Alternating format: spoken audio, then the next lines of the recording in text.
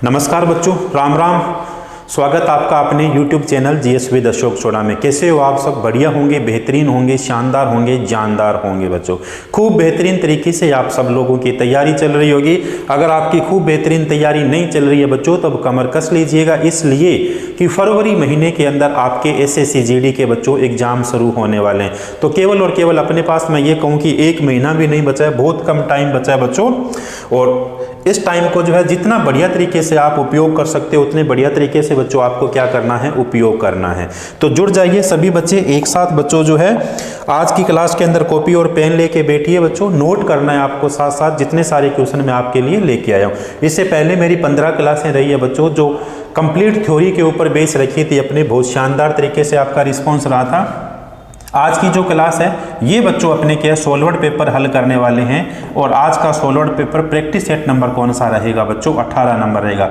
वादा किया था मैंने आपसे कि 45 प्रैक्टिस सेट मैं आपके लिए लेके आऊँगा, और 45 में ये लीजिए भाई 18वां प्रैक्टिस सेट हो गया। SSC GD कांस्टेबल के बच्चों प्रीवियस ईयर के अंदर जितने आए हुए क्वेश्चन हैं, उन क्वेश्चन को आप और हम क्या कर रहे हैं, कवर कर रहे हैं भैया। बिल्कुल जुड़िए एक साथ। फिर से स्वागत करते हैं आपका अपने इस सेशन के अंदर, जिस सेशन का और जिस बैच का नाम बच्चों सुबह सुबह सीरीज रखा है भाई। करें शुरू? बिल्कुल शुरुआत करते हैं क्वेश्चन नंबर 1 की। बिल्कुल आपको क्वेश्चन दिखाई दे रहा होगा, बिल्कुल सही दिखाई दे रहा है। चलो देखो क्वेश्चन नंबर 1 देखिए क्या पूछा गया है। क्वेश्चन नंबर 1 में पूछा गया बच्चों, भारतीय ओलंपिक संघ का गठन किया गया था। भारतीय ओलंपिक संघ का गठन कब किया गया था? 1927, 34, 28, 43। तो भारतीय ओलंपिक संघ का गठन किया गया था 1927 के अंदर, 1927 के अंदर। देखिए 2-4 बातें इनके बारे में। सबसे पहले तो भारतीय ओलंपिक संघ बच्चों, भारतीय ओलंपिक संघ, भारतीय ओलंपिक संघ में लिख रहा हूं। सबसे पहले तो भारतीय ओलंपिक संघ की स्थापना कब होती है भी? भारतीय ओलंपिक संघ जो है, इस ओलंपिक संघ की स्थापना कब होती है? तो देखिए भारतीय ओलंपिक संघ की स्थापना होती है 1927 में, 2023 के अंदर पूछा गया क्वेश्चन। भारतीय ओलंपिक संघ जो है, इसकी स्थापना किसके द्वारा की गई थी? तो इसकी स्थापना की गई थी सर दोराबजी टाटा के द्वारा। सर दोराबजी टाटा के द्वारा जो है इसकी स्थापना की गई थी। सर दोराबजी टाटा के द्वारा इसकी स्थापना की गई। भारतीय ओलंपिक संघ जो है, इस ओलंपिक संघ का हेडक्वार्टर कहाँ पर है, मुख्यालय कहाँ पे है? तो मुख्यालय भैया भारत की राजधानी नई दिल्ली के अंदर है। मुख्यालय भारत की राजधानी नई दिल्ली के अंदर है। और वर्तमान के इसके अध्यक्ष कौन हैं? वर्तमान के इसके अध्यक्ष कौन है? तो वर्तमान के इसके अध्यक्ष है PT उषा। PT उषा जो है वर्तमान के इसके अध्यक्ष है। और इसी PT उषा को देखिए क्या कहा जाता है, इसी PT उषा को उड़न परी के नाम से जाना जाता है। उड़न परी किसे कहा जाता है? तो इसे PT उषा को कहा जाता है। बहुत बढ़िया भाई। अब अपने से ये भी पूछा जा सकता है कि अंतर्राष्ट्रीय ओलंपिक संघ की स्थापना कब होती है? अंतर्राष्ट्रीय ओलंपिक संघ की स्थापना कब होती है? तो अंतर्राष्ट्रीय ओलंपिक संघ की स्थापना कब होती है बताइए भाई? अंतर्राष्ट्रीय ओलंपिक संघ की स्थापना जो है 1896 के अंदर, 1896 के अंदर जो है सखोन के अंदर होती है भाई। सखोन 1896 के अंदर जो है सखोन के अंदर होती है। और पूछा जाए कि इसका मुख्यालय कहाँ पे है? अंतर्राष्ट्रीय ओलंपिक संघ का मुख्यालय पूछा जाए तो इसका मुख्यालय हो गया लुसाने के अंदर। लुसाने के अंदर इसका मुख्यालय है। और पूछा जाए वर्तमान के अध्यक्ष कौन है वे? वर्तमान के अध्यक्ष कौन हो गए? तो थॉमस बाक। थॉमस बाक जो है इसके वर्तमान के क्या हो गए? Thomas Bach. थॉमस बाक वर्तमान के इसके क्या हो गए? अध्यक्ष हो गए। ये लीजिए भी, कवर क्लियर हुआ? बिल्कुल क्लियर। अब देखिए पूछा गया है ओलंपिक। अब कई बार इससे भी अच्छा क्वेश्चन पूछ लिया जाता है। क्वेश्चन किस प्रकार से पूछ लिया जाता है कि ये जो ओलंपिक ध्वज है, ओलंपिक दो ध्वज है बच्चों, बहुत अच्छा क्वेश्चन पूछ लिया जाता है। साधारण सा क्वेश्चन है, अपने को लगता है ये तो साधारण सा क्वेश्चन है। ये जो ओलंपिक ध्वज है, इस ओलंपिक ध्वज में छल्लों की संख्या कितनी होती है? ओलंपिक ध्वज में छल्लों की संख्या कितनी होती है? बहुत अच्छा क्वेश्चन है भाई। छल्लों की संख्या कितनी होती है बताइए? कितनी होती है? ओलंपिक ध्वज में छल्लों की संख्या होती है बच्चों 5 होती है। ये लीजिए, बढ़िया से दिखाई दिया आपको, 5 होती है। अब 5 छल्लों की संख्या होती है तो सबसे पहले जो है पूछ लिया जाता है पीला कलर। पीला रंग जो है ये किसका हो गया? पीला रंग तो हो गया एशिया का। पीला रंग हुआ एशिया का, पीला रंग एशिया का हुआ तो देखिए नीला रंग किसका हो जाता है, नीला रंग हो जाता है यूरोप का, नीला रंग हुआ यूरोप का। काला रंग अपने से पूछ लिया जाए कि काला रंग किसका है, तो काला रंग हो गया भैया अफ्रीका का। ये तो आप बिल्कुल सही जवाब दोगे, काला रंग अफ्रीका का हो गया बिल्कुल। लाल रंग किसका है, रेड कलर, लाल रंग किसका हो गया, तो लाल रंग देखिए किसका हो गया, अमेरिका का हो गया। उत्तरी अमेरिका और दक्षिण अफ्रीका का लाल कलर हो जाता है। अब कौन सा कलर बचा, हरा रंग बचा, तो हरा रंग किसका हो गया, हरा रंग हो गया ऑस्ट्रेलिया का, हरा रंग किसका हुआ, ऑस्ट्रेलिया का हुआ। बढ़िया, बिल्कुल बढ़िया। अब अपने से पूछ लिया जाता है कि ये जो 5 कलर होते हैं ये किसका प्रतिनिधि करते हैं, तो ये करते हैं 5 महाद्वीप का। वैसे महाद्वीप 7 है लेकिन 5 का प्रतिनिधित्व करते हैं। तो बहुत अच्छा क्वेश्चन था, क्वेश्चन नंबर 1। जितनी शॉर्ट के अंदर जानकारियां अपने पास थी उतनी जानकारियां आपने और हमने क्या की बच्चों, साझा की। बढ़े अपन आगे, बिल्कुल नेक्स्ट क्वेश्चन की ओर बढ़ते हैं।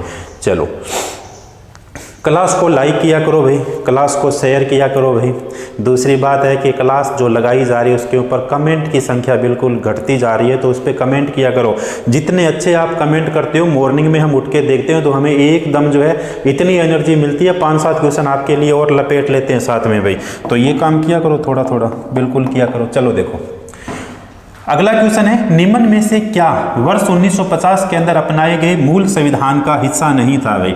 बहुत अच्छा क्वेश्चन पूछा गया है कि मूल संविधान का हिस्सा क्या नहीं था। क्या मूल संविधान का हिस्सा नहीं था, आपातकालीन उपबंध बिल्कुल मूल संविधान के अंदर थे, राज्य के नीति निर्देशक तत्व बिल्कुल मूल संविधान के अंदर थे, मूल अधिकार बिल्कुल संविधान के अंदर थे। तो क्या नहीं थे भाई, मूल कर्तव्य जो है नहीं थे, मूल कर्तव्य जो है नहीं थे। भारत का संविधान पूछा, कभी भी पूछा जाए मूल संविधान, तो मूल संविधान का मतलब हो जाता है 26 जनवरी 1950, मतलब मूल जड़ें 26 जनवरी 1950। ये जो 26 जनवरी 1950 का संविधान था, इसमें 395 तो अपने को क्या मिलते हैं, आर्टिकल मिलते हैं, अनुच्छेद मिलते हैं। और इसमें क्या मिलता है अपने को, इसके अलावा अपने को 8 इसमें अनुसूचियां मिलती हैं, 8 इसमें अनुसूचियां मिलती है। और क्या मिलता है भाई, इसके अलावा जो है 22 भागों के अंदर विभक्त हुआ अपने को संविधान मिलता है। और बताइए और क्या मिलता है, एक अपने को क्या मिलती है, प्रस्तावना मिलती है, एक अपने को प्रीएम्बल मिलती है, प्रस्तावना मिलती है। क्लियर हुआ। तो ये 395 तो क्या थे, 395 अनुच्छेद थे भैया, 395 अनुच्छेद थे, 8 अनुसूचियां थी, शेड्यूल 60 अनुसूचियां थी, 22 भागों के अंदर विभक्त था। और इसके अलावा एक इसके अंदर क्या मिलती है, प्रस्तावना मिलती है। बहुत बढ़िया, यहाँ तक देखिए। अब अपना क्वेश्चन था कि आपातकालीन उपबंध, देखिए थोड़ा सा रुकिए यहाँ पे। आपातकालीन उपबंध, भारत के संविधान को जब अपन पढ़ते हैं तो आर्टिकल नंबर मिलते हैं अपने को 352, अनुच्छेद नंबर 352, आर्टिकल नंबर 356 और आर्टिकल नंबर 360। तो पूछ लिया जाता है कि इनमें से आपातकालीन उपबंध जो है ये कितने कितने मिलते हैं। आपातकालीन उपबंध अपने को सबसे पहले तो भाग नंबर किस में मिलते हैं भाई, भाग नंबर 18 में मिलते हैं। आर्टिकल 352, 356 और कौन से मिलते हैं, 360 मिलते हैं। 2 नंबर देखिए, मूल कर्तव्य जो है, मूल कर्तव्य कब जोड़े गए थे, तो ये 42वें संविधान संशोधन 1976 के द्वारा जोड़े गए थे। और उस समय देश की प्रधानमंत्री थी इंदिरा गांधी, इंदिरा गांधी के कार्यकाल में जोड़े गए थे। राज्य के नीति निर्देशक तत्व, भारत के संविधान का भाग नंबर 4, और भाग नंबर 4 में देखिए अपने को क्या मिलते हैं, भाग नंबर 4 में मिलता है अपने को आर्टिकल नंबर कहां से कहां तक, आर्टिकल नंबर 36 से लेके आर्टिकल नंबर 51 तक मिलते हैं। दिखाई दे रहा है यहाँ तक, बिल्कुल बहुत बढ़िया दिखाई दे रहा है। आर्टिकल नंबर 36 से लेके 51 तक मिलते हैं। इसके अलावा महात्मा गांधी के दर्शन वाला भाग कौन सा है, तो महात्मा गांधी के दर्शन वाला भाग भी ये ग्राम स्वरोजगार की अवधारणा कहाँ से मिलती है, तो ये ग्राम स्वरोजगार की अवधारणा भी अपने को यहीं से मिलती है भाई। बहुत बढ़िया। इसके अलावा जो है भाग नंबर 4 को क्या कहा जाता है, शॉर्ट में इन्हें कहा जाता है DPSP, director principle of state policy अपने को मिलती है। फिर है मूल अधिकार, मूल अधिकारों की व्याख्या अपने को मिलती है भाग नंबर 3 में। बिल्कुल क्लियर हो गया। भाग नंबर 3 में मिलती है कुछ बातें देखिए, भारत के संविधान का मैग्ना कार्टा भाग नंबर कौन सा हो गया, भाग नंबर 3 हो गया। भाग नंबर 3 में आर्टिकल कहाँ से कहाँ तक हो गए भैया, आर्टिकल तो 12 से लेके 35 तक अपने को व्यवस्था मिलती है। दुनिया में सबसे पहले मूल अधिकार किसने शामिल किए थे, दुनिया में सबसे पहले मूल अधिकार अमेरिका के द्वारा शामिल किए थे। मूल संविधान में कितने मूल अधिकार थे, मूल संविधान में 7 मूल अधिकार थे। वर्तमान के संविधान में कितने मूल अधिकार है, वर्तमान के संविधान में 6 प्रकार के क्या है, मूल अधिकार है। कौन सा अधिकार हटा दिया, तो 44वें संविधान संशोधन 1978 के द्वारा संपत्ति के मूल अधिकार को हटा दिया। भी कौन सा हटा दिया, संपत्ति के मूल अधिकार को हटा दिया। क्वेश्चन नंबर 2 और क्वेश्चन नंबर 2 का सही आंसर कौन सा हो गया, ऑप्शन नंबर 2 हो गया। बिल्कुल स्क्रीनशॉट नहीं लीजिए, नोट करिए साथ साथ भैया। नेक्स्ट क्वेश्चन देखिए, भारत के सर्वोच्च न्यायालय का उद्घाटन कब किया गया था। जितने आप प्रीवियस ईयर के क्वेश्चन देख रहे हो तो आप थोड़ा सा जो है अपने दिमाग पे जोर डालिए, प्रेशर डालिए। इतना नहीं डालना अपने को बहुत ज़्यादा, थोड़ा थोड़ा प्रेशर डालिए। चाय पीजिए, उसके बाद प्रेशर डालिए दिमाग पे कि जितने क्वेश्चन आप देख रहे हो ये सारे के सारे एसएससी के अंदर आए हुए क्वेश्चन हो। तो आपको लगता है कि एसएससी जो है ज़्यादा डिफिकल्ट क्वेश्चन पूछती है, कहाँ पूछ रही है अभी, बिल्कुल आसान क्वेश्चन पूछ रही है। लगभग मेरे आपके सामने 4 क्लासें मैं लेके आ गया। अगला क्वेश्चन देखिए, भारत के सर्वोच्च न्यायालय का उद्घाटन कब किया गया था। पूछा गया भारत में सुप्रीम कोर्ट का उद्घाटन कब किया गया था। तो सबसे पहले तो देखिए सुप्रीम कोर्ट का उद्घाटन किया गया था 28 जनवरी 1952 को किया गया था। 1 नंबर बात, 28 जनवरी 1952 को नहीं भैया, 1950 को किया गया था। गलती होगी ना, ये लीजिए, माफ़ करना भाई, ये लीजिए, ये 52 लिखा हुआ है, 28 जनवरी 1950 को किया गया था। ये लीजिए, देखो सर्वोच्च न्यायालय से संबंधित कितने सारे क्वेश्चन पूछे जा सकते हैं। सबसे पहले तो भारत का प्रथम सर्वोच्च न्यायालय, भारत का पहला सुप्रीम कोर्ट, भारत में सबसे पहले सुप्रीम कोर्ट की स्थापना, भारत में सबसे पहले सुप्रीम कोर्ट की स्थापना पूछा जाए कब की गई थी, पूछा जाए कब की गई थी। क्लियर हुआ। 2 नंबर अपने से क्वेश्चन पूछा जाता है, भारत में सबसे पहले सुप्रीम कोर्ट कहां पर स्थापित किया गया था, कहां पर स्थापित किया गया था। तो देखिए भारत का पहला सुप्रीम कोर्ट स्थापित किया गया था कलकत्ता के अंदर, कलकत्ता में। क्यों किया गया था, क्योंकि भारत की राजधानी पहले कलकत्ता थी। स्थापना कब की गई थी, तो इसकी स्थापना की गई थी 1774 के अंदर। लेकिन किस एक्ट के द्वारा की गई थी, एक्ट कौन सा था, तो एक्ट जो है 1773 का एक्ट आएगा। अभी 1773 के एक्ट के द्वारा कोलकाता के अंदर सुप्रीम कोर्ट की स्थापना की गई थी।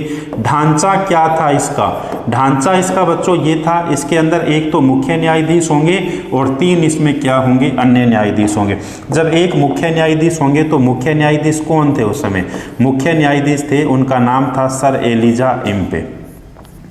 मुख्य न्यायाधीश का नाम हो गया sir Elijah Impey, sir Elijah Impey. अब इनकी कार्यकारिणी के अंदर कितने लोग थे, इनकी कार्यकारिणी के अंदर 3 और लोग थे भाई। इनकी कार्यकारिणी में कितने लोग थे, तो इनकी कार्यकारिणी में टोटल 3 लोग हो गए। कौन कौन से हो गए, एक का नाम तो हो गया, देखिए शॉर्ट में लिख रहा हूं मैं, एक का नाम तो हो गया चेम्बर्स, एक का नाम हो गया हाइट, चेम्बर्स हो गया, हाइट हो गया और लिमेस्टाइन हो गया। चेम्बर्स, हाइट और लिमेस्टाइन हो गए। तो ये 3 लोग हो गए। तो सबसे पहले भारत के अंदर कितनी बार क्वेश्चन पूछा गया, सुप्रीम कोर्ट की स्थापना कब होती है, 1773 के एक्ट के द्वारा होती है, 1774 के अंदर होती है।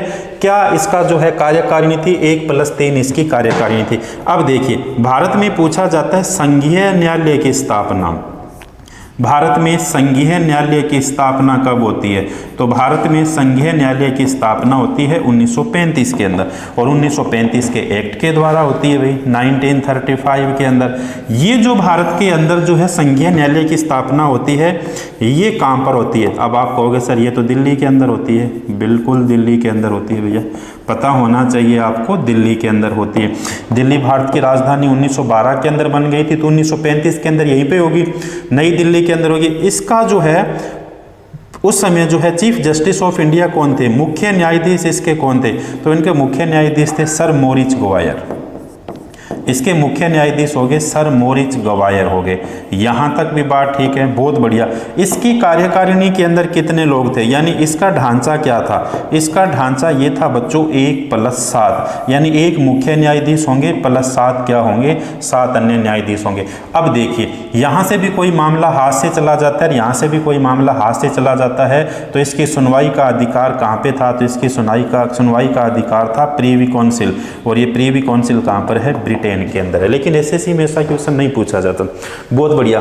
अब देखिए, अब जो वर्तमान का अपना भारत का सुप्रीम कोर्ट है, वर्तमान का जो सर्वोच्च न्यायालय है, इसकी स्थापना कब होती है, तो वर्तमान का जो भारत का सुप्रीम कोर्ट है, सर्वोच्च न्यायालय है, इसकी स्थापना होती है 28 जनवरी 1950 को होती है। 28 जनवरी 1950 को होती है। बहुत बढ़िया बात। स्थापना कहाँ पर होती है, ये लीजिए, नई दिल्ली के अंदर इसकी स्थापना होती है, नई दिल्ली में इसकी स्थापना होती है। इसका वर्तमान का ढांचा क्या है, इसका वर्तमान का ढांचा 1+33 है भाई। इसका वर्तमान का ढांचा क्या हो गया, 1+33 हो गया। और भारत के प्रथम इसके मुख्य न्यायाधीश कौन हो गए, भारत में इसमें प्रथम मुख्य न्यायाधीश कौन हो गए, तो ये हो गए हीरालाल जे कानिया, हीरालाल जे कानिया, हीरालाल जे की सुमन कानिया हो गए। बहुत बढ़िया बात। अब और क्या क्वेश्चन, 2 लाइनें और लिख लीजिए। वर्तमान के भारत के मुख्य न्यायाधीश कौन है, तो वर्तमान के भारत के मुख्य न्यायाधीश है राजीव खन्ना। राजीव खन्ना वर्तमान के भारत के मुख्य न्यायाधीश हो गए। राजीव खन्ना क्रमशः कौन से भारत के मुख्य न्यायाधीश हो गए, 51वें होंगे। इन्होंने किसका स्थान लिया था, 50वें का स्थान लिया था। और 50वें कौन थे, धनंजय यशवंत चंद्रचूड़, धनंजय यशवंत चंद्रचूड़, ये लीजिए। और धनंजय यशवंत चंद्रचूड़ कौन से थे, तो ये लीजिए 50वें हो जाते हैं। और सर्वाधिक लंबी अवधि वाले कौन से होते हैं भाई, सर्वाधिक लंबी अवधि वाले, तो VY Chandrachud, VY Chandrachud, VY Chandrachud हो गए। बात समझ में आई या नहीं आई, बिल्कुल आनी चाहिए। VY चंद्रचूड़, ये तो थे DY चंद्रचूड़, ये हो गए VY विष्णु यशवंत चंद्रचूड़ हो गए, जो सर्वाधिक लंबी अवधि वाले क्या रहे थे, भारत के मुख्य न्यायाधीश रहे थे। बिल्कुल क्लियर, बिल्कुल क्लियर दिखाई दे रहा है वहाँ तक, हीरालाल जे कानिया तक। वैसे मैंने बोला है तो आपको सुनाई दे ही रहे भाई, बहुत अच्छा। चलें अपन आगे नेक्स्ट क्वेश्चन की ओर। चलो नेक्स्ट क्वेश्चन देखिए। क्वेश्चन तो आपके सामने एक ही है, फटाफट कर रहे हैं, फिर भी मैं आपके सामने 4 से लेके 5 जानकारियां बच्चों आपको प्रोवाइड करवा रहा हूं। चलो देखो, निम्नलिखित में से कौन सा लोक नृत्य जम्मू और कश्मीर से संबंधित है भाई, निम्नलिखित में से कौन सा लोक नृत्य किससे संबंधित है, जम्मू और कश्मीर से क्या है संबंधित है। कूद, जवारा, भवाई, होजगिरी, कौन सा लोक नृत्य है भाई, तो ये कौन सा लोक नृत्य हो गया, जम्मू एंड कश्मीर से संबंधित। कूद लोक नृत्य जो है जम्मू से संबंधित हो गया। अब देखिए, जम्मू कश्मीर के लोक नृत्य कई बार पूछ लिया जाता है। एक तो रऊफ लोक नृत्य पूछा जाता है, कहाँ का, रऊफ, ये भी जम्मू एंड कश्मीर का है। धूमल लोक नृत्य कहाँ का है, धूमल लोक नृत्य, धूमल, धूमल, धूमल लोक नृत्य कहाँ का है, तो ये भी जम्मू एंड कश्मीर का है। हाफिजा लोक नृत्य, हाफिजा लोक नृत्य, ये भी जम्मू एंड कश्मीर का हो गया। इसके अलावा देखिए, भाड़ पथेरा, भाड़ पथेरा, ये लोक नृत्य कहाँ का हो गया, जम्मू एंड कश्मीर का हो गया। इसके अलावा हिकात लोक नृत्य कहाँ का हो गया, जम्मू एंड कश्मीर का हो गया। इसके अलावा मांडजास, छकरी, मांडजास, और कौन सा भैया, और मांडजास और है छकरी, लोक नृत्य कहाँ के हो गए, जम्मू एंड कश्मीर के। तो याद रखने आपको कौन कौन से, देखिए, रऊफ लोक नृत्य जम्मू एंड कश्मीर का, धूमल लोक नृत्य जम्मू कश्मीर का, हाफिजा लोक नृत्य जम्मू कश्मीर का, भांड पथेरा जम्मू एंड कश्मीर का, हिफात जम्मू एंड कश्मीर का, मांडजास जम्मू एंड कश्मीर का, और छकरी लोक नृत्य भी कौन सा हो जाता है, जम्मू एंड कश्मीर का। तो देखिए, आपको इनके साथ भी क्या करना है, याद करना है। चलो आगे चलो भाई नेक्स्ट क्वेश्चन की ओर। भारत की द्वितीय पंचवर्षीय योजना का समय सीमा क्या है भाई, भारत की सेकंड पंचवर्षीय योजना। मैं कल भी मैंने आपसे क्लास में कहा था कि 2 ऐसे टॉपिक है जिनको जितना रट सकते हो रट लो। कौन कौन से, एक तो आपका हो गया पंचवर्षीय योजना हो गया, एक जनगणना 2011 की हो गई। जितने आंकड़े रट सकते हो रट लो, इसलिए कि आप वहां से 1 से लेके 2 या 2 से लेके 3 नंबर क्या कर लोगे, पक्के कर लोगे भाई। सीधे आपको टॉपिक ही पता है, रट नहीं है भाई। अब देखो, भारत की द्वितीय पंचवर्षीय योजना जो है इसका समय सीमा क्या थी भी? तो द्वितीय पंचवर्षीय योजना की समय सीमा कौन सी होगी? 51 से लेके 56 तक होगी। कुछ बातें देखिए फटाफट से, सीधी सीधी सी। भारत के अंदर पंचवर्षीय योजना, भारत में 5 ईयर प्लान जो है, पंचवर्षीय योजना जो है, ये किस देश से ली गई थी? तो ये क्वेश्चन पहले पूछ लिया जाता है अपने से। तो ये ली गई है यूएसएसआर, सोवियत संघ से। अगर ये अपने को नहीं मिलता है तो अपने को ऑप्शन में क्या मिलेगा? अपने को ऑप्शन के अंदर मिलेगा रूस, जिसे अपने को बिल्कुल क्या करना है? सही करना है। बहुत बढ़िया। इसके अलावा भारत के अंदर पंचवर्षीय योजनाओं का प्रस्ताव जो है, प्रपोजल जो है, वो पार्लियामेंट के अंदर किसके द्वारा रखा गया भाई? संसद में किसके द्वारा रखा गया? तो संसद में रखा गया पंडित नेहरू के द्वारा रखा गया। बहुत अच्छी बात है। भारत के अंदर पंचवर्षीय योजना, क्वेश्चन देखिए किस प्रकार पूछा गया? 1951 से लेके 2017 तक, 1951 से लेके 2017 या 2015 तक भारत की जो अर्थव्यवस्था थी, इकोनॉमी जो थी, अर्थव्यवस्था, वो अर्थव्यवस्था का आधार क्या था? तो क्वेश्चन देखिए कितना अच्छा क्वेश्चन बना। उस अर्थव्यवस्था का आधार क्या था? क्या आधार था उस अर्थव्यवस्था का? तो ये आधार था पंचवर्षीय योजनाओं का। क्या था? आधार था। बहुत बढ़िया बात। अब देखिए कुछ पंचवर्षीय योजना सीधी सीधी पूछ ली जाती है। सबसे पहले तो पहली पंचवर्षीय योजना आपको याद रखनी है, जिसका कार्यकाल 1951 से लेके 1956 तक हो जाता है। दूसरी पंचवर्षीय योजना, ये भी आपको याद रखनी है, और इसका कार्यकाल 1956 से लेके 1961 तक हो जाता है। फिर आपको लगातार 3 तो याद ही रखनी है। तीसरी पंचवर्षीय योजना 1961 से लेके 1966 तक हो जाए। थोड़ा सा टाइम लगेगा इस क्वेश्चन में। पहली पंचवर्षीय योजना, अब कई बार सीधा ही पूछ लिया जाता है, पीएम कौन थे? तो पहली पंचवर्षीय योजना के समय पीएम पंडित नेहरू थे। दूसरी पंचवर्षीय योजना के समय भी कौन थे? तो यही कौन थे? पंडित नेहरू थे। बहुत बढ़िया बात। और तीसरी पंचवर्षीय योजना के समय भी पीएम कौन थे?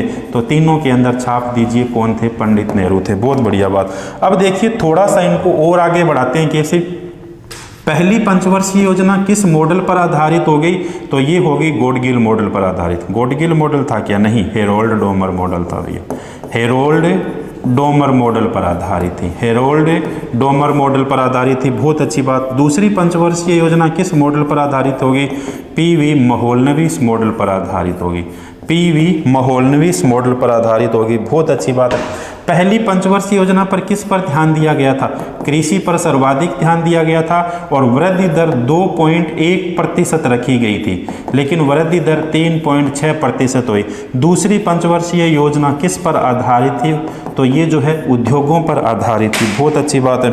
तीसरी पंचवर्षीय योजना, अगर अपने से पूछा जाए कि असफल पंचवर्षीय योजना भी कौन सी रही थी, तो असफल पंचवर्षीय योजना तीसरी पंचवर्षीय योजना रही थी। 2-4 आंकड़े और लिखिए साथ साथ। अब देखिए कई बार पूछा जाता है योजना अवकाश क्या था?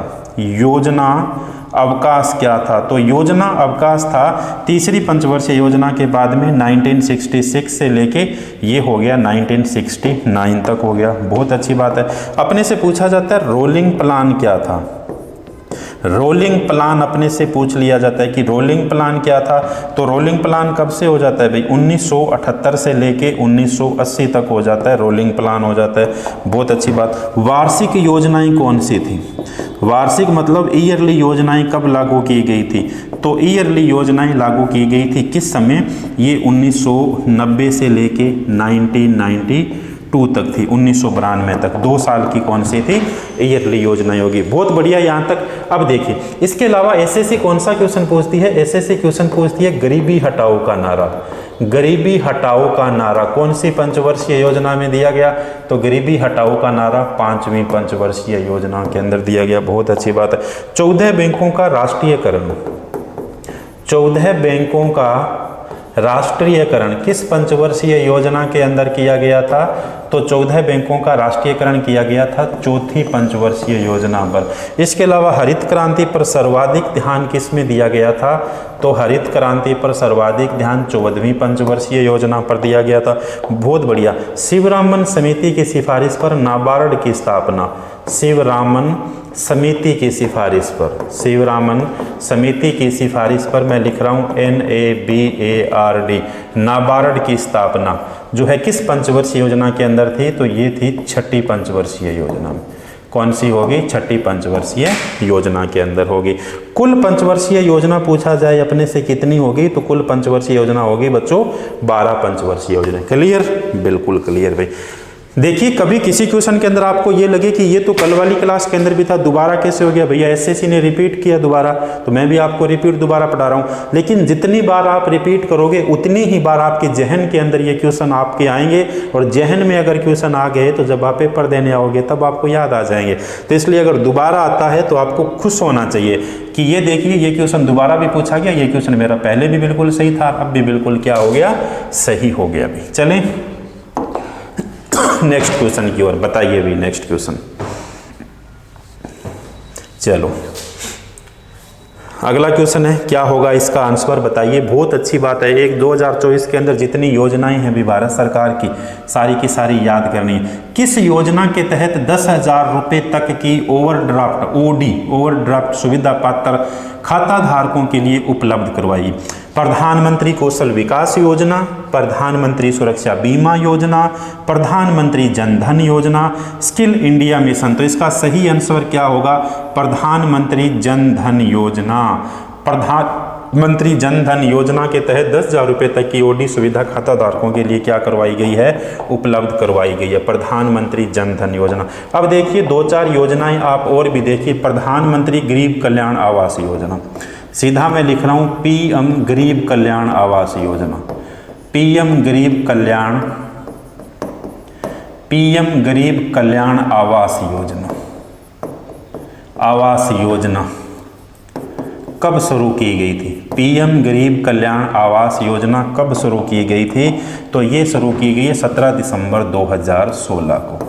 17 दिसंबर 2016 को ये योजना शुरू की गई है। तो पूछा जाए प्रधानमंत्री गरीब कल्याण आवास योजना, प्रधानमंत्री सुरक्षा बीमा योजना, भाई सीधा मैं लिख रहा हूँ पीएम सुरक्षा बीमा योजना, पीएम सुरक्षा बीमा योजना, पीएम सुरक्षा बीमा योजना।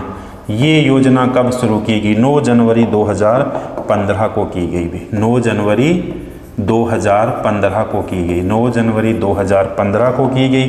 इसके अलावा देखिए पीएम किसान सम्मान निधि योजना, पीएम किसान सम्मान निधि योजना, पीएम किसान सम्मान निधि योजना ये कब शुरू की गई?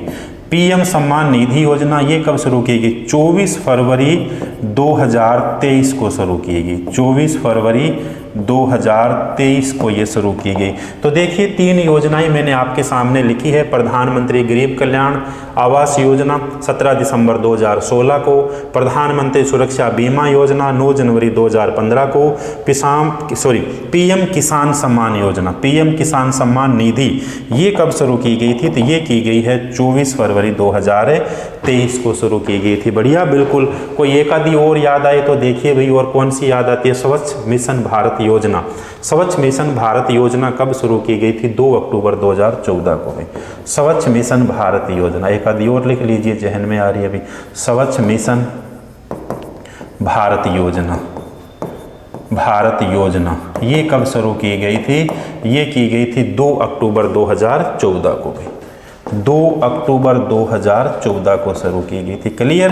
बिल्कुल। एक योजना थी, मैंने आपके सामने 3-4 योजनाएं लिखी है, तो ये भी आपको साथ साथ क्या करनी है। एक तो 2023 वाली जो योजना है इसको आप स्टार लगा के लिखोगे कि निश्चित तौर पे लगभग संभावना रहती है कि यहाँ से पूछी जा सकती है।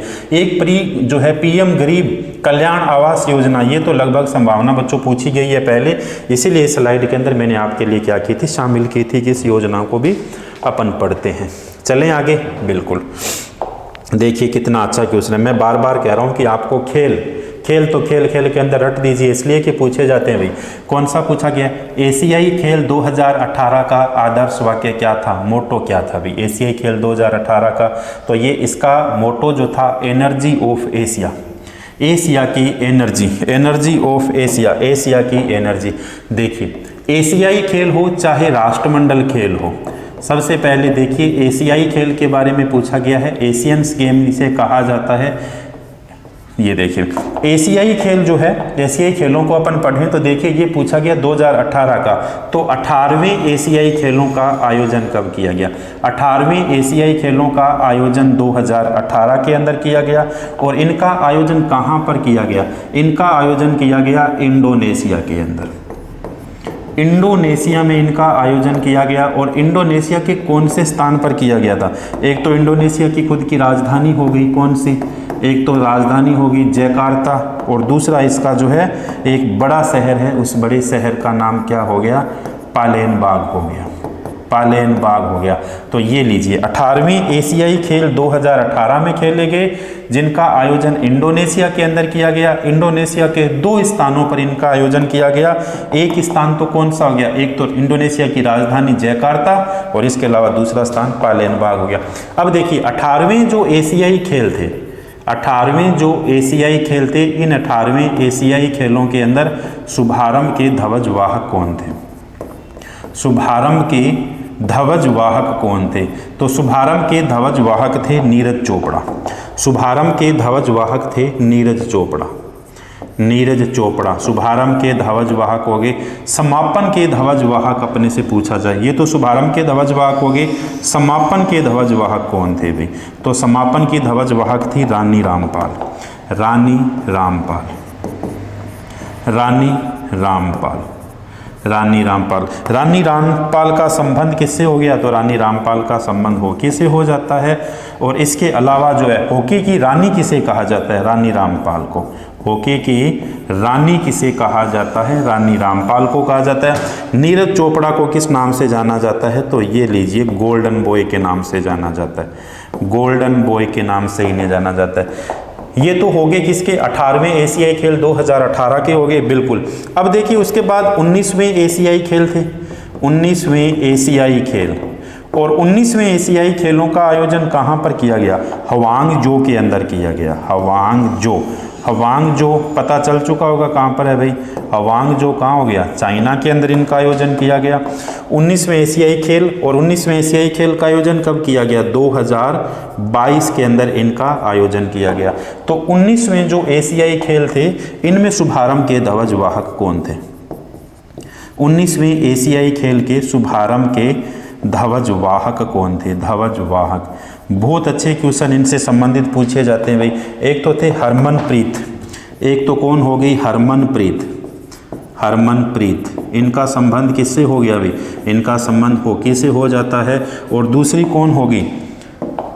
देखिए हरमनप्रीत होगी शुभारंभ की तो, और समापन की कौन हो जाती है? लवलीना। समापन की ध्वजवाहक कौन हो जाती है? तो समापन की हो जाती है लवलीना बोर्गेहोन। लवलीना, और इनका संबंध किससे हो गया? इनका संबंध हो गया मुक्केबाजी से। मुक्केबाजी से इनका क्या हो जाता है? संबंध हो जाता है। बिल्कुल क्लियर। तो अब देखिए थोड़ा सा बोर्ड की तरफ अच्छे से, 18वीं एशियाई खेल होगी। 18वें एशियाई खेल तो कहाँ पर खेले गए? 2018 के अंदर खेले गए। कहाँ? इंडोनेशिया के अंदर। 19वें एशियाई खेलों का आयोजन कहाँ पर किया गया? 19वें एशियाई खेलों का आयोजन 2022 के अंदर किया गया। और 2022 के अंदर किया गया किस देश के अंदर? हवांगजो, चाइना के अंदर किया गया। तो पहला भी हो गया, वर्तमान का भी हो गया। अब नेक्स्ट भी अपने से पूछा जा सकता है 20वें। तो 20वें का आयोजन कहाँ किया जाएगा? 2026 के अंदर किया जाएगा। और ये किया जाएगा बच्चों नोकाया। नोकाया, और नोकाया कहाँ पर है? तो नोकाया हो गया भैया जापान के अंदर। कहाँ हो गया? जापान के अंदर। चलें अपन आगे अब बिल्कुल नेक्स्ट क्वेश्चन की ओर चलते हैं।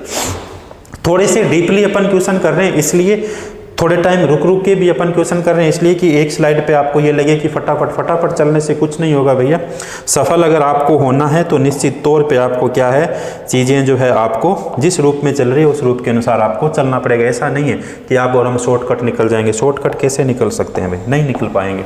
चलो देखो, जनगणना रिपोर्ट 2011 के अनुसार किस भारतीय राज्य की साक्षरता दर सूची सबसे कम जनगणना है भी? सबसे कम जनगणना हिमाचल प्रदेश, मिजोरम, राजस्थान, अरुणाचल प्रदेश और कौन सा? और जो है वो हो गया इसका सही आंसर कौन सा हो गया? अरुणाचल प्रदेश हो गया। कौन?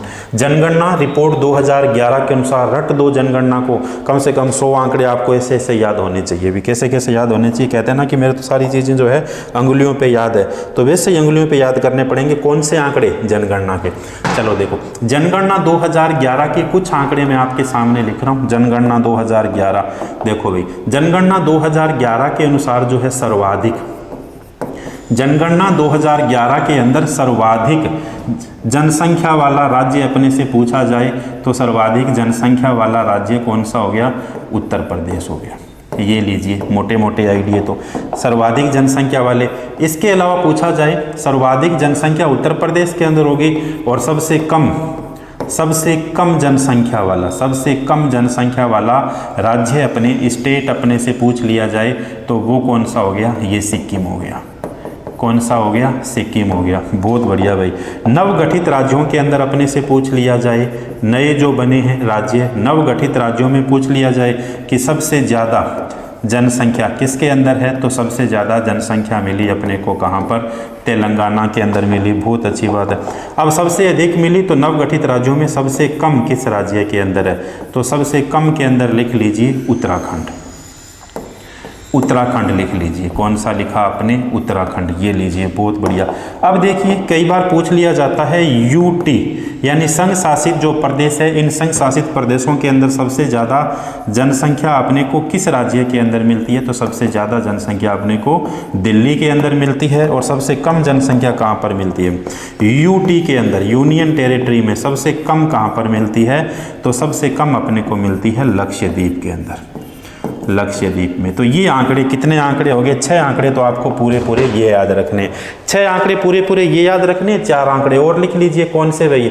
साक्षरता के अंदर सर्वाधिक पूछ लिया जाता है। सर्वाधिक साक्षरता के अंदर पूछ लिया जाता है तो सर्वाधिक साक्षरता दर कहाँ की हो गई?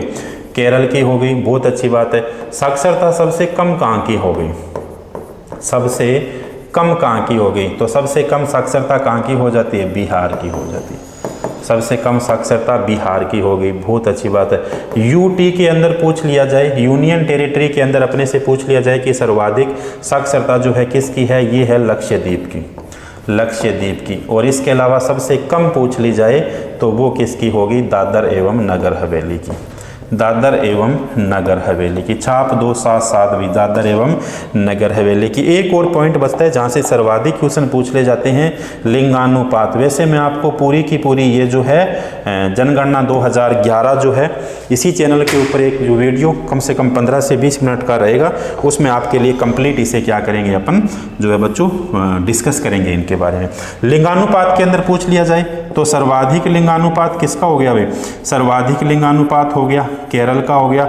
सबसे कम लिंगानुपात पूछ लिया जाए तो सबसे कम लिंगानुपात किसका हो गया? ये लीजिए भैया, सबसे कम लिंगानुपात हरियाणा का हो गया। और सर्वाधिक लिंगानुपात यूटी के अंदर पूछ लिया जाए तो किसका हो गया? लक्षद्वीप का हो गया। किसका हो गया? लक्षद्वीप का हो, नहीं सॉरी, पुडुचेरी का हो गया भाई, पुडुचेरी। यूटी में पूछ लिया जाए तो कौन सा हो गया? पुडुचेरी का हो गया। सर्वाधिक पूछ लिया जाए तो पुडुचेरी का हो गया। ये कुछ आंकड़े थे सीधे सीधे जो आपने और हमने क्या किए बच्चों यहाँ पे डिस्कस किए। लगभग 12 आंकड़े लिखे, 12 याद करोगे तो आगे वाले 12 मैं नेक्स्ट स्लाइड के अंदर ले आऊँगा भाई आपके लिए। चलें नेक्स्ट क्वेश्चन की ओर। चलो चलो भाई, चलो चलो। कार्डिक्डा वायुबलि पूर्वजों को खुश करने के लिए एक हिंदू अनुष्ठान है भाई। कहाँ पर है? कार्डिडका बाहुबली पूर्वजों को खुश करने के लिए एक हिंदू अनुष्ठान है। कहाँ पर है हिंदू अनुष्ठान? थोड़ा सा फटाफट करते हुए रफ्तार पकड़ते हैं। कहाँ पर हो गया? केरल के अंदर हो गया। कहाँ हुआ? केरल के अंदर। देखिए एराविकुलम, याद ही करने आपको, एराविकुलम पूछा जाता है। कहाँ पर हो गया? राष्ट्रीय उद्यान केरल के अंदर हो गया। बहुत अच्छी बात है। साइलेंट वैली कितनी बार पूछा गया? साइलेंट वैली कहाँ पर हो गया? ये भी केरल के अंदर हो गया।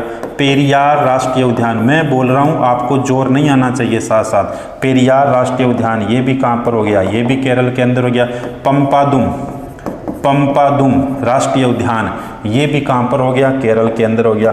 अन्नामुडी 16, अन्नामुडी देखिए अन्नामुडी 16 ये भी कहाँ पर हो गया? तो अन्नामुडी 16 भी कहाँ पर हो गया? केरल के अंदर हो गया। बहुत अच्छी बात है। तो ये सारे के सारे राष्ट्रीय उद्यान केरल के अंदर हो जाते हैं। कुछ और छापते हैं अपने केरल के बारे में। कौन कौन सा छापते हैं? ओणम पूछा जाता है, कहाँ का हो गया? ओणम भी केरल का हो गया। इसके अलावा कौन सा हो गया? ओटम थुलाल, ओणम ओटम थुलाल, ये कहाँ का हो गया, ये भी केरल का हो गया, बहुत बढ़िया बात। इसके अलावा कोलकली, कोलकली कहाँ का हो गया, केरल का हो गया। टपकली, टपकली कहाँ का हो गया, केरल का हो गया। कृष्णा अट्टम कहाँ का हो गया भैया, कृष्णा अट्टम कहाँ का हो गया, केरल का हो गया। इसके अलावा कुड़िया अट्टम, कृष्णा अट्टम, कुड़िया अट्टम, ये भी कहाँ का हो गया, केरल का हो गया। काली अट्टम, ये कहाँ का हो गया, काली अट्टम, काली अट्टम, काली अट्टम, ये भी कहाँ का हो गया, तो ये भी कहाँ का हो गया, केरल का हो गया। बहुत अच्छी बात है। मसालों का शहर किसे कहा जाता है, मैंने कल कहा था कि केरल से संबंधित क्वेश्चन पूछे जाते हैं। मसालों का शहर किसे कहा जाता है, ये भी केरल को कहा जाता है। इसके अलावा मसालों का शहर इन्हें कहा जाता है, तो और कौन सा हो गया भाई, रबड़ उत्पादन के अंदर, रबड़ उत्पादन के अंदर पहला स्थान किसका हो जाता है, रबड़ उत्पादन के अंदर पहला स्थान किसका हो गया, केरल का हो गया। सबरीमाला मंदिर कहाँ पर स्थित है भाई, सबरीमाला मंदिर स्थित कहाँ पर स्थित है, तो ये भी कहाँ पर स्थित हो गया, केरल के अंदर स्थित हो। कितनी सारी बातें याद रखनी है केरल के बारे में। एराविकुलम राष्ट्रीय उद्यान, साइलेंट वैली, पेरियार, पंपादुम और कौन सा हो गया, अनाईमुड़ी 16। इसके अलावा ओणम, ओटम थुलाल, कोलकली, टपकली, कृष्णा अट्टम, कुड़िया अट्टम, काली अट्टम। मसालों का शहर, रबड़ उत्पादन और किसके अलावा सबरीमाला। भाई मसालों का शहर किसे कहा जाता है, तो मसालों का शहर किसे कहा जाता है, केरल को कहा जाता है। और मसालों की रानी किसे कहा जाता है, ये लीजिए कल के लिए आपका क्वेश्चन, मसालों की रानी किसे कहा जाता है। कल के लिए क्वेश्चन है भैया आपका, कब के लिए क्वेश्चन है, कल के लिए क्वेश्चन है। कल मैंने आपसे क्वेश्चन पूछा था बच्चों क्लास के अंदर, अब बारी है उनके जवाब देने की, जिन बच्चों ने सही सही जवाब दिया था। तो सबसे पहले कल जो जवाब दिया गया था मंजू चौधरी के द्वारा सबसे पहले जवाब दिया गया था। इसके अलावा हरिपा के द्वारा सही जवाब दिया गया था।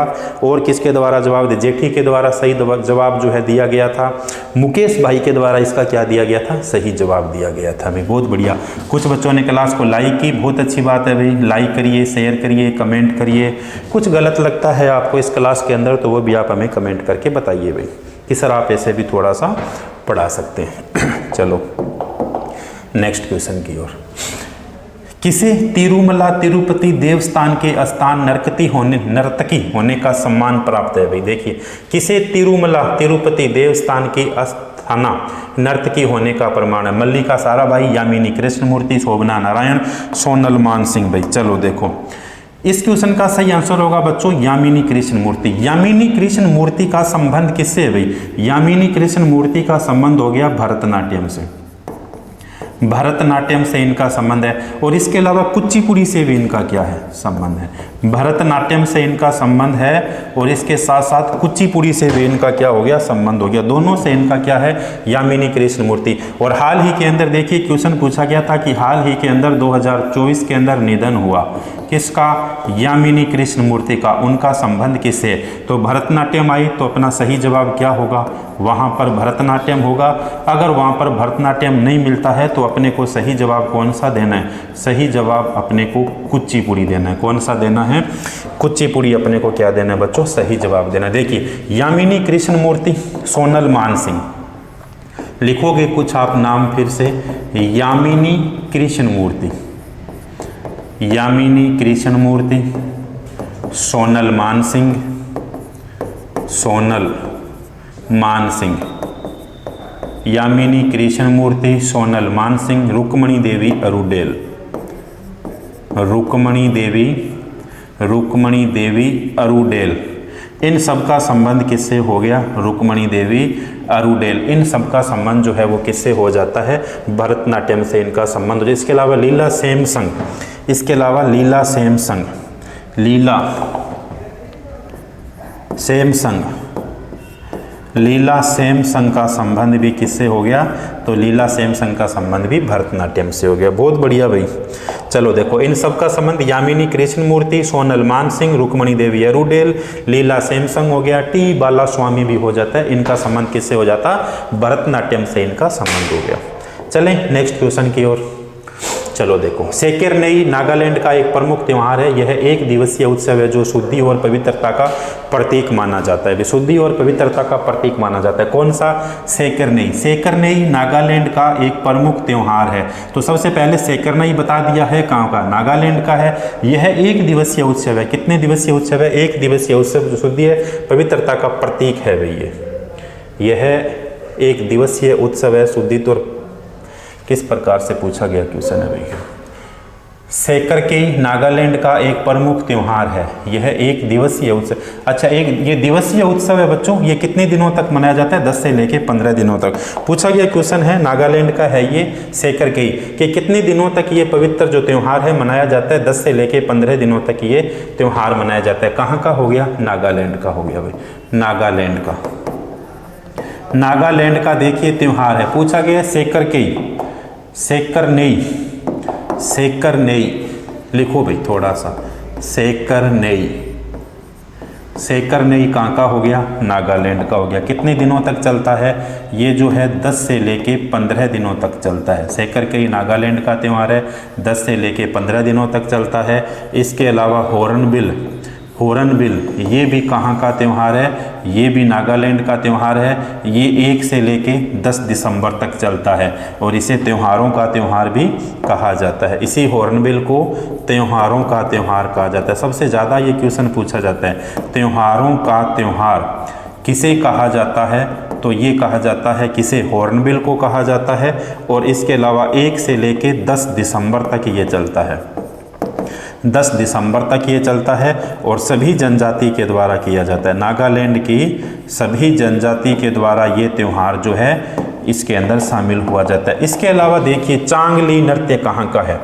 चांगली नृत्य, चांगली नृत्य, चांगली नृत्य कहाँ का हो गया? अभी चांगली नृत्य जो है नागालैंड का हो गया।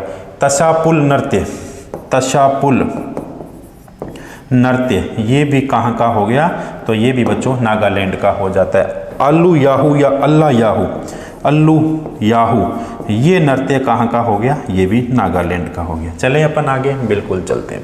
ये लीजिए, देखिए ये क्वेश्चन पूछा गया है और ये हॉर्नबिल इस बार आरपीएफ एसआई के अंदर भी पूछा गया था। और भी क्वेश्चन पूछे जाने की बच्चों एसएससी जीडी के अंदर इस क्वेश्चन की पूरी क्या बनती है? संभावना बनती है। देखो भाई, निम्नलिखित में से किस कलाकार को सोवियत लैंड नेहरू पुरस्कार प्राप्त हुआ? बहुत अच्छा क्वेश्चन। निम्नलिखित में से किस कलाकार को सोवियत लैंड नेहरू पुरस्कार से सम्मानित किया गया? पंडित बिरजू महाराज, कृष्णा एला, महबूब सुभानी। और ये पहले वाला पूरा नाम पढ़िए फिर जवाब दीजिए। इसका सही जवाब क्या होने वाला है भाई?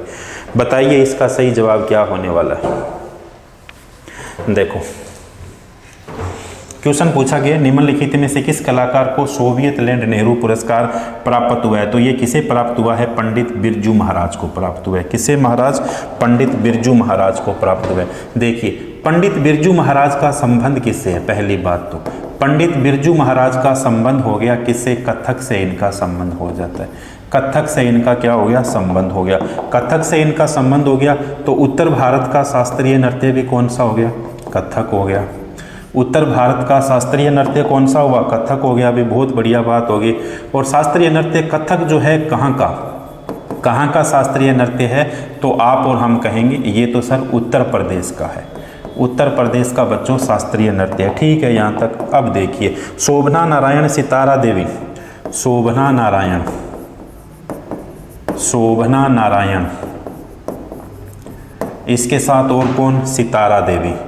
शोभना नारायण हो गए, इसके अलावा सितारा देवी होगी, नंदिनी सिंह हो गई, इसके अलावा मंगलदास हो गया। मंगलदास, नंदिनी सिंह, मंगलदास और कौन? नंदिनी सिंह, नंदिनी सिंह। ये भी किससे संबंधित हो गए? ये भी संबंधित हो जाते हैं किससे? कथक से संबंधित हो जाते हैं। बहुत बढ़िया। अब देखिए और कौन है जिनसे संबंधित पूछा जाता है? महाराज की बात करें, देखिए सबसे पहले लच्छू महाराज, लच्छू महाराज। 2 नंबर पे बताइए और कौन से महाराज? आप कहोगे सर बिरजू महाराज। लच्छू महाराज हो गए, बिरजू महाराज हो गए, और कौन हो गए, सुखदेव महाराज हो गए, और कौन हो गए, सुखदेव महाराज हो गए। इनका भी संबंध किससे हो गया, इनका भी संबंध हो गया बच्चों कथक से हो गया। अब कथक के कई बार जो है घराने पूछ लिए जाते हैं, तो कथक के कौन कौन से घराने हैं भाई। कथक के घरानों के अंदर देखिए जयपुर घराना, जयपुर घराना, ग्वालियर घराना, ग्वालियर घराना, रायपुर घराना, रायपुर घराना, और कौन सा हो गया अभी, रायपुर जयपुर घराना हो गया, रायपुर हो गया, ग्वालियर घराना हो गया, और कौन सा बच गया अभी, एक और बचा है भाई, वो लिख लेना यहाँ पे, ये लीजिए जयपुर घराना, ग्वालियर घराना, रायपुर घराना, एक बचा है वो आप यहाँ पर क्या कर लोगे, लिख लोगे भी। चलें आगे नेक्स्ट क्वेश्चन की ओर। चलो देखो इस क्वेश्चन का जवाब दीजिए भी, क्या होगा इसका सही जवाब। चलो देखो क्वेश्चन है, सोनल मानसिंह को निम्नलिखित में से किस शास्त्रीय नृत्य के लिए संगीत नाटक अकादमी पुरस्कार मिला है। सोनल मानसिंह को किस नृत्य संगीत अकादमी के लिए पुरस्कार मिला है, तो ये किसे मिला है, इन्हें ओडिसी के लिए मिला है। किसे, सोनल मानसिंह को भाई, सोनल मानसिंह को। इसके अलावा गुरु केलुचरण, गुरु केलुचरण, फटाफट चलिए थोड़ा सा, गुरु केलुचरण। इसके अलावा जो है माधवी मुदगल, इसके अलावा माधवी मुदगल, माधवी मुदगल, और कौन, कुमकुम मोहंती, कुमकुम मोहंती, कुमकुम मोहंती। इनका भी संबंध किससे हो गया भाई, इनका भी संबंध किससे हो गया, ओडिसी से संबंध। इसके अलावा लक्ष्मी प्रिया महापात्रा, लक्ष्मी प्रिया, लक्ष्मी प्रिया महापात्रा, इनका भी संबंध किससे हो जाता है, तो इनका भी संबंध ओडिसी से हो जाता है। देखिए फटाफट, मोहिनीअट्टम कहाँ का हो गया, मोहिनीअट्टम तो तमिलनाडु का हो गया, तमिलनाडु का हो गया। मणिपुरी कहाँ का हो गया, तो मणिपुरी ये लीजिए मणिपुर का हो गया। ओडिसी कहाँ का हो गया, ओडिसी तो भैया उड़ीसा का हो गया। और कहाँ का हो गया, कथकली कहाँ का हो गया, कथकली केरल का हो गया। ये लीजिए, क्लियर, बिल्कुल क्लियर। चलें आगे, बिल्कुल चलते हैं, थोड़े से फटाफट चलते हैं भाई। जनगणना 2011 के अनुसार भारत में पुरुषों की साक्षरता दर कितनी है। देखिए कितने सारे क्वेश्चन आ रहे हैं जनगणना के बारे में। मैं यूं ही थोड़ी आपसे कह रहा हूं कि बार बार रटिए रटिए रटिए रटिए, रटना पड़ेगा, नहीं रटोगे तो क्वेश्चन गलत हो जाएगा आपका। जनगणना 2011 के अनुसार भारत में पुरुषों की साक्षरता दर कितनी है भाई, तो पुरुषों की साक्षरता दर हो गई 80.65 हो गई, 80.65 हो गई। जनगणना 2011 के अनुसार साक्षरता दर कितनी है भाई, साक्षरता दर है 74.04%। ये लीजिए 74.04% कितनी होगी, साक्षरता दर होगी। कहाँ की, जनगणना 2011 के अनुसार भारत की होगी भाई। इसके अंदर पुरुषों की साक्षरता दर कितनी होगी, पुरुष साक्षरता दर कितनी होगी, तो पुरुष साक्षरता दर होगी 82.14, 82.14।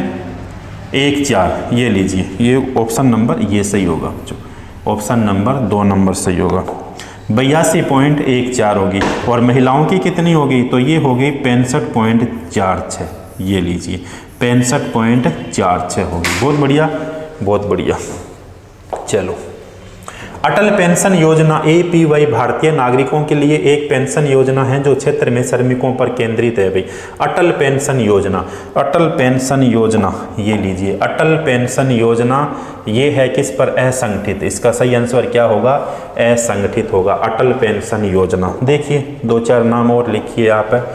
अटल पेंशन योजना कब शुरू की गई थी, पहली बात तो अटल पेंशन योजना, अटल पेंशन योजना कब शुरू की गई थी, 9 मई 2015 को, 9 मई 2015 को, 9 मई 2015 को शुरू की गई थी। और ये कहाँ पर शुरू की गई थी, ये शुरू की गई थी बच्चों कोलकाता के अंदर, कोलकाता के अंदर शुरू की गई थी। इसके अलावा अग्निपथ योजना, अग्निपथ योजना, अग्निपथ योजना, तो ये जो अग्निपथ योजना है ये कब शुरू की गई थी, 14 जून 2022 को, 14 जून 2022 को, 14 जून 2022 को। कौन सी योजना, अग्निपथ योजना। इसके अलावा जो है सांसद आदर्श योजना, सांसद आदर्श योजना, सांसद आदर्श योजना, सांसद आदर्श योजना। प्रत्येक सांसद जो है वो एक एक जो है गांव को क्या लेगा, गोद लेगा। 11 अक्टूबर 2014 को शुरू की गई थी, 11 अक्टूबर 2014 को शुरू की गई थी। तो देखिए 3 क्वेश्चन आपको ध्यान रखना है। अटल पेंशन योजना कब शुरू की गई थी? 9 मई 2015 को कोलकाता के अंदर शुरू की गई थी। इसके अलावा अग्निपथ योजना 14 जून 2022 को भाई 2022 ही है क्या, 2022 को शुरू की गई थी। इसके अलावा सांसद आदर्श योजना कब शुरू की गई? 11 अक्टूबर 2014 को बच्चों शुरू की गई थी। चलें नेक्स्ट क्वेश्चन की ओर चलो। हरित क्रांति की शुरुआत हुई थी, कहाँ से हुई थी हरित क्रांति की शुरुआत? तो ये मेक्सिको से हुई थी। कहाँ से होती है भाई? मेक्सिको से होती है हरित क्रांति की शुरुआत। कितनी बार हरित क्रांति के बारे में क्वेश्चन पूछा गया? देखिए 2-4 लाइनें फिर अपन लिखते हैं। हरित क्रांति, हरित क्रांति, हरित क्रांति का देखिए बहुत सारी चर्चा कर चुके हैं अपने हरित क्रांति के बारे में। 4 पॉइंट लिखता हूं मैं हरित क्रांति के बारे में। सबसे पहले तो हरित क्रांति के भारत के अंदर जनक कौन हो गए? हरित क्रांति के विश्व के अंदर जनक कौन हो गए? हरित क्रांति का सर्वाधिक प्रभाव किस पर पड़ता है? देखिए जनक इसके कौन हो गए भारत के अंदर? एम.एस. स्वामीनाथन, एम.एस. स्वामीनाथन, एम.एस. स्वामीनाथन भारत के अंदर हरित क्रांति के जनक हो गए। और 2024 में इन्हें कौन सा पुरस्कार, यहाँ तक दिखाई दे रहा है क्या आपको?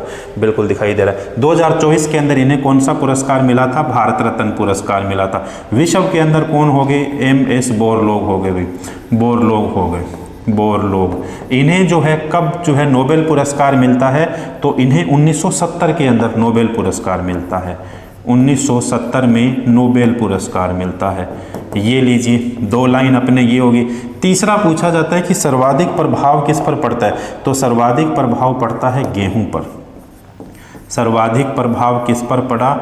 गेहूं पर पड़ा। अब बहुत दिन हो गए मैंने आपके सामने लिखे नहीं, आज मैं आपके सामने लिख रहा हूं। देखिए भी क्या लिख रहे हैं। सबसे पहले गेहूं उत्पादन के अंदर पहला स्थान बता दीजिए। चाय उत्पादन में पहला स्थान बता दीजिए। चावल उत्पादन के अंदर बच्चों पहला स्थान बता दीजिए। इसके साथ और कौन सा भी? फल उत्पादन में पहला स्थान बता दीजिए। सब्जियां उत्पादन के अंदर पहला स्थान बता दीजिए, बता दीजिए फटाफट। कपास उत्पादन के अंदर पहला स्थान बता दीजिए, बताते जाइए फटाफट। गेहूं उत्पादन में पहला स्थान चीन हो गया। चाय उत्पादन में पहला स्थान चीन हो गया। चावल उत्पादन में पहला स्थान चीन हो गया। फल उत्पादन में चीन, सब्जियां उत्पादन में चीन। बहुत दिन हो गए मैंने लिखे नहीं, इसलिए अपन चाहते हैं लिखें। लिखोगे तो याद करेंगे। गेहूं हो गया भारत के अंदर, गेहूं के अंदर पहला स्थान किसका हो गया? ये लीजिए उत्तर प्रदेश का हो गया भाई।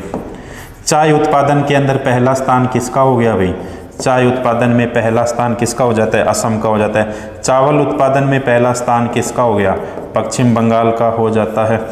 फल सब्जियां कपास, कपास उत्पादन के अंदर पहला स्थान किसका हो गया? ये लीजिए पहला स्थान किसका हो गया? गुजरात का हो गया। 2-4 लाइनें और लिखिए भाई, कहीं नहीं जाना। 2-4 लाइनें और लिखिए। कौन कौन सी? देखिए दूध उत्पादन में पहला स्थान बता दीजिए मेरे को आप। इसके अलावा दूध उत्पादन में पहला स्थान, केला उत्पादन के अंदर पहला स्थान, जूट उत्पादन में पहला स्थान। इसके साथ और कौन सा? जूट उत्पादन के अंदर पहला स्थान भैया।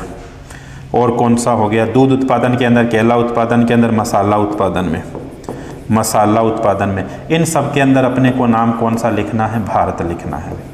नाम कौन सा लिखना है? भारत लिखना है। ये लीजिए भारत लिखते हैं।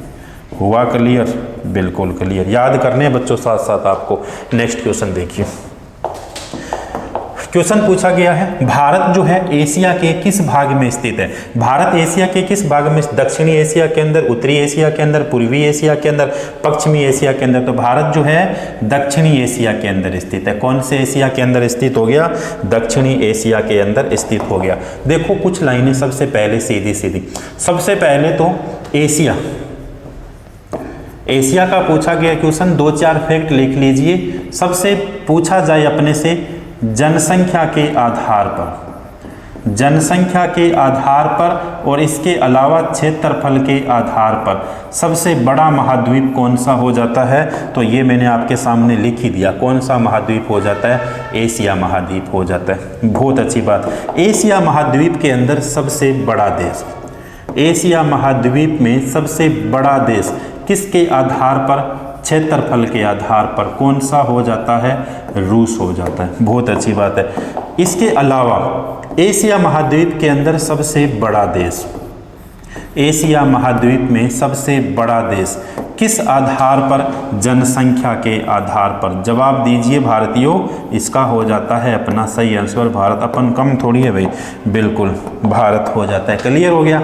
सबसे बड़ा देश कौन सा हो जाता है? भारत हो जाता है। और एशिया महाद्वीप के अंदर सबसे छोटा देश, सबसे छोटा देश, तो सबसे छोटा देश कौन सा हो जाता है? सबसे छोटा देश हो जाता है मालदीव। कौन सा हो गया भाई? मालदीव। इसके अलावा एशिया महाद्वीप के अंदर सर्वाधिक शिखर माउंट आबू। एशिया महाद्वीप में सर्वाधिक शिखर कौन सा हो गया भाई? सर्वाधिक शिखर माउंट आबू हो गया भाई, माउंट आबू। सर्वाधिक शिखर कौन सा हो गया? ये हो गया बच्चों माउंट आबू हो जाता है। और 8,850, 8,850 लिख लीजिए। सबसे ऊंचा पठार अपने से पूछा जाए एशिया महाद्वीप के अंदर, सबसे ऊंचा पठार, सबसे ऊंचा पठार कहाँ पर? एशिया महाद्वीप के अंदर। क्या बताओगे? पामीर का पठार यही है क्या? विश्व की छत जिसे कहा जाता है, पामीर का पठार। इसे क्या कहा जाता है? इसे विश्व की छत कहा जाता है भाई, इसे विश्व की छत कहा जाता है। बहुत बढ़िया, क्लियर हुए? बिल्कुल क्लियर हुए। और क्या लिखोगे भाई इनके बारे में? सबसे बड़ी झील लिख लीजिए। कौन सी झील होगी?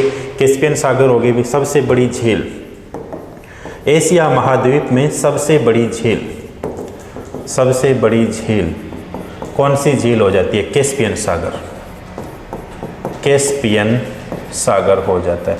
सही है या नहीं है? कैस्पियन सागर हो गया भी। और सबसे लंबी नदी कौन सी हो जाती है? सबसे लंबी नदी कहाँ की? एशिया की भी सबसे लंबी नदी। एशिया की सबसे लंबी नदी अपने से पूछा जाए तो कौन सी हो जाती है? यांगसी नदी। यांगसी नदी कहाँ पर स्थित है भाई? चाइना के अंदर स्थित है यांगसी नदी। तो सबसे लंबी नदी कौन सी होगी? यांगसी नदी। 5,797 भाई, 5,797 किलोमीटर क्या है ये? लंबी नदी है। देखिए एक क्वेश्चन था, बहुत सारे क्वेश्चन अपने लिख लिया। तो सबसे जो है देखिए एशिया जनसंख्या की दृष्टि से सबसे बड़ा महाद्वीप एशिया हो गया। क्षेत्रफल के आधार पर सबसे बड़ा महाद्वीप कौन सा हो गया? एशिया महाद्वीप हो गया। सबसे बड़ा क्षेत्रफल के आधार पर देश कौन सा हो गया?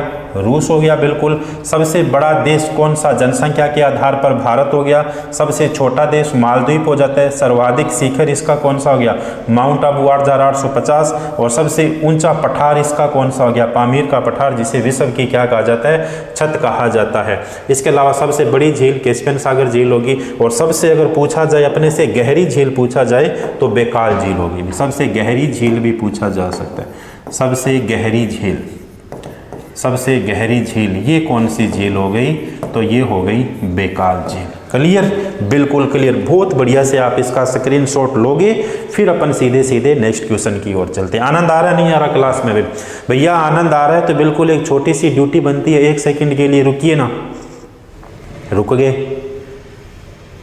लंबी सी सांस लीजिए, कमेंट करके बताइए क्लास कैसी लग रही है आपको, बता दीजिए। हम 1 मिनट 1 सेकंड के लिए रुकते हैं, कुछ नहीं करना, हम आपके लिए इतनी सारी मेहनत कर रहे हैं, आप छोटा सा काम करिए, कमेंट करिए, अच्छे अच्छे कमेंट करिए। अच्छे अच्छे कमेंट करते हो हमें बेहतरीन अच्छा लगता है भाई, और बेहतरीन अच्छा लगता है तो हम नेक्स्ट बार जो आपके लिए बहुत अच्छे अच्छे क्वेश्चन लेके आते हैं। अब देखिए कितने डीपली कितने अच्छे अच्छे क्वेश्चन करवा रहे हैं अभी। चलो देखो, चांगलो आदिवासी नृत्य होगे कमेंट क्या?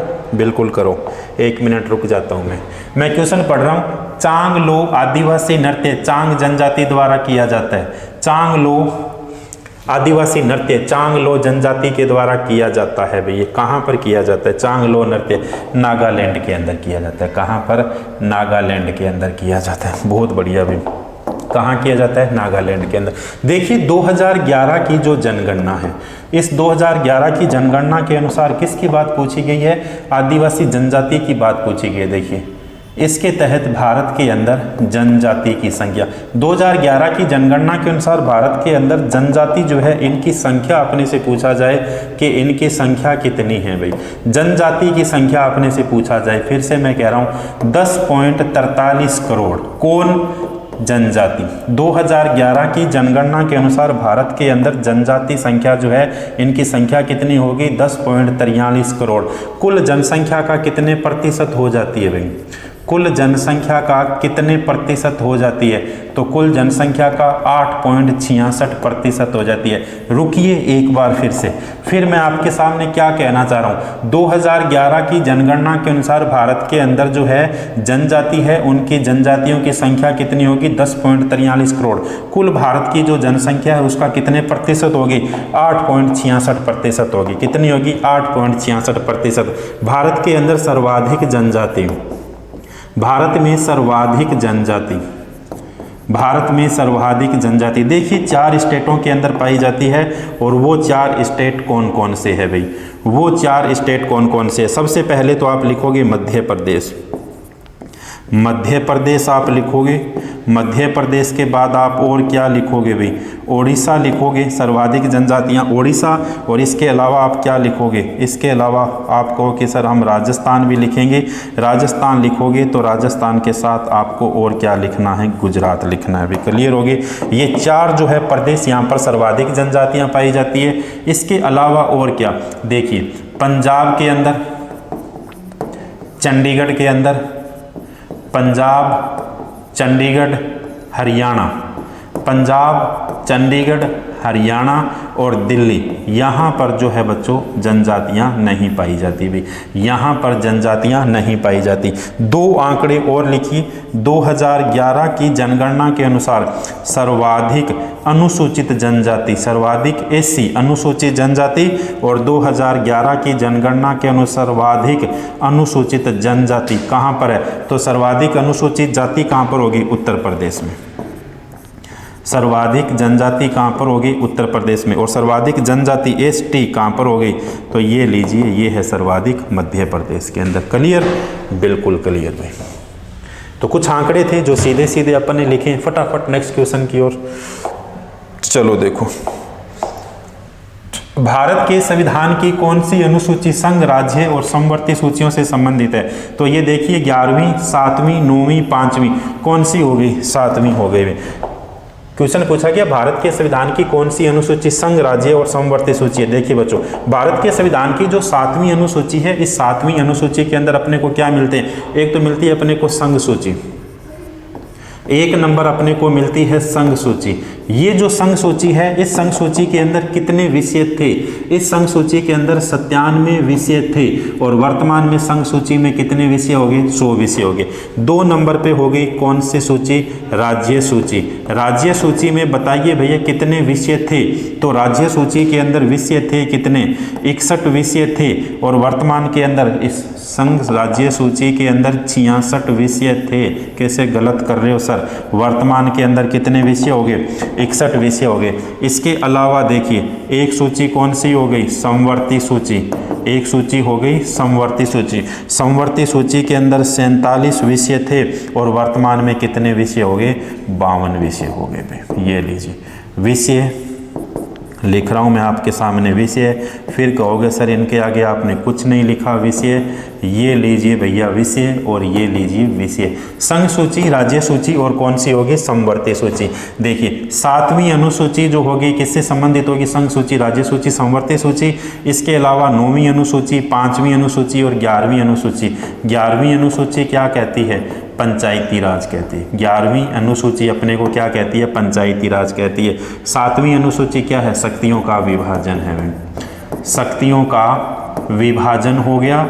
और इसके अलावा विषयों का क्या हो गया? बंटवारा हो गया। 9वीं अनुसूची क्या कहती है? 9वीं कहती है भूमि सुधार। 9वीं कहती है अपने को भूमि सुधार। और 5वीं अनुसूची क्या कहती है? पहली अनुसूची से लेकर 5वीं अनुसूची तक चलते जाइए, फिर अपने आप याद आती जाएगी भाई। निम्नलिखित में से 3 का नाम अक्सर समूह के रूप में एक साथ प्रयोग किया जाता है। निम्न में से विषम का चयन कीजिए। देखिए दादा भाई नौरोजी, विपिन चंद्र पाल, लाल पाल बाल। देखिए क्वेश्चन हो गया लाल पाल और बाल, ये तो एक साथ हो गए। बचे कौन? दादा भाई नौरोजी। इनके बारे में बहुत जानकारियां मैं आपको दे चुका हूं। भोपाल झील जो कि अपने समय के सबसे कृत्रिम झीलों में से एक है का निर्माण किस शताब्दी के अंदर किया गया था? तो ये 11वीं शताब्दी के अंदर भोपाल झील जो अपने आप के अंदर एक कृत्रिम झील है, उसका निर्माण जो है 11वीं शताब्दी के अंदर किया गया था। भारत के संविधान के प्रारंभिक 10 मौलिक कर्तव्यों को कब जोड़ा गया था? बहुत बार चर्चा कर चुके हैं मौलिक कर्तव्यों के बारे में। कब जोड़ा गया था? तो इन्हें जोड़ा गया है 42 42वें संविधान संशोधन 1976 के अंदर जोड़ा गया था। भैया मूल संविधान में मौलिक कर्तव्यों की संख्या कितनी थी? मूल संविधान में मौलिक कर्तव्यों की संख्या बिल्कुल नहीं थी। जोड़े कब गए? 42वें संविधान संशोधन 1976 के द्वारा जोड़े गए। प्राइम मिनिस्टर प्रधानमंत्री कौन थे? तो उस समय प्रधानमंत्री इंदिरा गांधी थे। जोड़े गए किस समिति की सिफारिश पर? ये लिख लीजिए, जोड़े गए सरदार सवर्ण सिंह समिति की सिफारिश पर। बहुत अच्छी बात है। इसके अलावा प्रभावी किस समिति की सिफारिश पर किए गए? CR ईरानी समिति की सिफारिश पर। CR ईरानी समिति की सिफारिश पर इन्हें प्रभावी किए गए थे। बहुत अच्छी बात है। जोड़े गए तब कितने थे? जोड़े गए तब 10 थे और वर्तमान में कितने हैं? वर्तमान में 11 है। तो 11वां कब जोड़ा गया? 86वें संविधान संशोधन 2002 के द्वारा जोड़ा गया। और क्या है ये? 6 वर्ष से लेकर 14 वर्ष तक बालकों के लिए निःशुल्क शिक्षा का प्रावधान। अगला है, अंग्रेजों द्वारा पारित निम्नलिखित में से किस अधिनियम में भारतीयों को हथियार रखने की अनुमति नहीं दी गई थी? तो आर्म्स एक्ट हो गया 1878 हो गया। कौन सा हो गया? आर्म्स एक्ट 1878 हो गया। अगला क्वेश्चन, भारतीय संविधान में न्यायपालिका की स्वतंत्रता का प्रावधान निम्नलिखित में से किस देश के संविधान से लिया गया? तो ये लिया गया UK से लिया गया, यूनाइटेड किंगडम से लिया गया। क्लियर हो गया? बिल्कुल क्लियर हो गया बच्चों। क्लियर हुआ तो बिल्कुल क्लियर हुआ। ये लीजिए भाई आज की क्लास बच्चों, और आज की जो क्लास थी मेरे हिसाब से बेहतरीन क्लास थी, मेरे हिसाब से बहुत अच्छी क्लास थी। जितनी बेहतर और बेहतरीन जानकारियाँ मैं आपके लिए लेके आ सकता था उतनी जानकारियाँ बच्चों मैं आपके लिए लेके आया। Thank you. मिलते हैं फिर से कल एक नए सेशन के साथ, एक नई क्लास के साथ बच्चों। तब तक के लिए धन्यवाद।